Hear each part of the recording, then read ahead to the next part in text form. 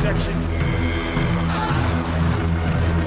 Hey guys, it's Matt from IGN, and I'm here with the review of Manhunt 2 for Nintendo Wii, PlayStation 2, and Sony PSP. This will hopefully be a very spoiler-free review. I don't want to show you levels from later in the game, and I'm going to try to keep storyline elements out of this too.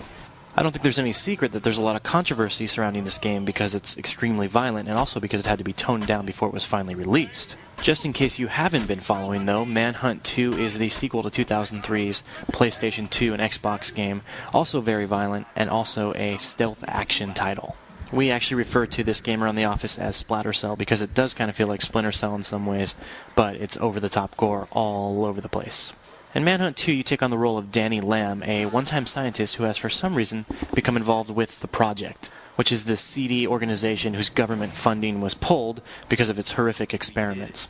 The title really begins when Danny wakes up and discovers himself in an insane asylum, really, and his only ally, this man named Leo Casper. So the two of them go through this asylum and then eventually make their way out into the city beyond. And to do that, a lot of murder has to take place, basically. As I said, Manhunt is coming to PS2, PSP, and Wii. For the purposes of this review, though, we took a look at the Wii version, and so you're going to see that all the footage we have actually shows off the Wii control scheme. That being said, the content is basically the same between all three versions, so if you're a PS2 owner, I think you're still going to get all you need to get out of this video review. To really simplify the process, in Manhunt 2 you run through environments, you find weapons and items, you hide in the shadows, and eventually you sneak up on enemies and murder them in really gruesome fashion. If you played the original Manhunt, the control setup is about the same. An on-screen radar shows you where enemies are and also shows you the radius of your own sound as you move through the environments. If you carelessly run about, enemies will eventually hear you, and sooner or later you'll be forced into melee combat. If you're a smart player though, you will actually sneak. You'll stay to the shadows, and that'll get you the jump on enemies. Danny's loosely moved through the environments and can feel a bit sluggish here and there, but for the most part, he does control adequately. He can climb objects, he can strafe against walls and peer around corners, he can use context-sensitive items, and he can use projectile weapons too. It's when you're in the darkness, new weapon in hand, and you're approaching an enemy from behind that the game really feels intense and it's actually a lot of fun.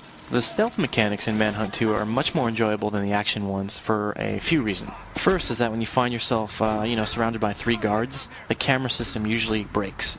You'll never be able to get the appropriate angle, and you're eventually just going to have to run for your life and start over again. Second is that group AI usually teams up on you, backs you into a corner, and beats you to death before you have a chance to even get up again. And third, all those deadly weapons which do so much damage during the executions are, far less impactful, let's say, during melee combat.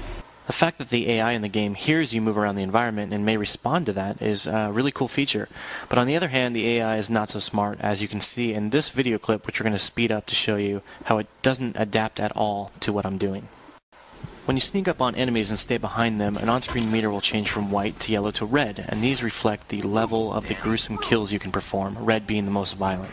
Performing these executions is really fun and really entertaining. It's a payoff in the same way that performing fatalities in Mortal Kombat is. Unfortunately, Rockstar was forced to edit and really censor the game at the hands of the ESRB in order to get an M rating, and as a result these executions aren't nearly as gruesome or violent or quite as entertaining as they once were. In fact, I went back and played the original Manhunt in preparation for this review and found that the majority of the executions in that game are now more violent than those in Manhunt 2. This is simply because you can actually see them. In Manhunt 2, these executions have been blurred and darkened and filtered to the point you can't even tell what's going on half the time. And there's a 3-second or so lag after executions in which you still can't see what's going on, in which enemies can approach and start fighting you. Don't get me wrong though, because the game is still very gory, and in some occasions it's even scary. I would still rate this as one of the goriest, most violent games on PS2 or PSP, and certainly on Wii. To top everything off, Manhunt 2 features a storyline and an atmosphere that goes a little extra. You've got characters with smart voice work, and a wide variety of environments to explore, not to mention, like I said, some real scares here and there in addition to the gore. Plus, the storyline is not quite as predictable as you might think. Clearly, Manhunt 2 is not a perfect game, but it is a good one, and if you're looking for something a little darker and a little grittier, particularly on Wii, where we don't see a lot of those games just yet, I would definitely recommend you check it out.